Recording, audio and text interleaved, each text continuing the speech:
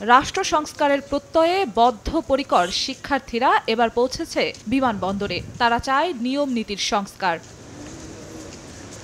বিমানবন্দরের অনিয়ম দুর্নীতি দূর করে রেমিটেন্স যোদ্ধাদের হয়রানি বন্ধের দাবিতে বুধবার ৯টি সমস্যা চিহ্নিত করে বিমানবন্দর কর্তৃপক্ষের সঙ্গে আলোচনায় বসেন শিক্ষার্থীরা। এয়ারপোর্টে প্রবাসীদের সঙ্গে দায়িত্বপ্রাপ্ত কর্মকর্তা ও কর্মচারীদের খারাপ ব্যবহার প্রায় ঘটে থাকে। বিমানবন্দরে ইমিগ্রেশন ও অন্যান্য প্রক্রিয়ায় অযথা বিলম্ব করা হয়।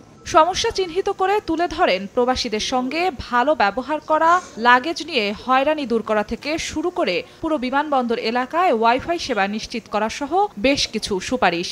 বিমানবন্দরে ওয়াইফাই সুবিধা নিশ্চিত করা, অপেক্ষমান স্বজনদের জন্য বিশ্রাম ও থাকার উপযুক্ত পরিবেশ তৈরি করা এবং পণ্যের দাম নিয়ন্ত্রণে রাখা, এ বিষয়গুলোতেও বিশেষভাবে নজর দিতে হবে।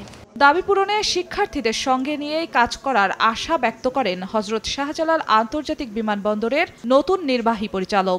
অর্ধেক পাউডারে দ্বিগুণ উজ্জ্বলতা, নতুন রিন অ্যাডভান্সড অর্ধেক পাউডারে দ্বিগুণ উজ্জ্বলতা। আমরা প্রত্যেকটি পয়েন্ট নিয়ে তাদের কাছে আমাদের যে কাজগুলো আমরা করছি এবং ভবিষ্যতে আরও করব সে ব্যাপারে আমরা তাদের কাছে এক্সপ্লেন করেছি। প্রশিক্ষণ ব্যবস্থা, মনিটরিং সিস্টেম, টাস্কফোর্স গঠনের মাধ্যমে প্রত্যেকটি সংস্থার সাথে সমন্বয় করে যে কাজগুলো করা আমরা প্রত্যেকটি তাদেরকে অবহিত করেছি। এছাড়া বাংলাদেশ এয়ারলাইন্সের মান উন্নয়ন নিয়ে কাজ করারও আহ্বান জানান শিক্ষার্থীরা। জিন্নাতারা জশোয়া, সময় সংবাদ, ঢাকা।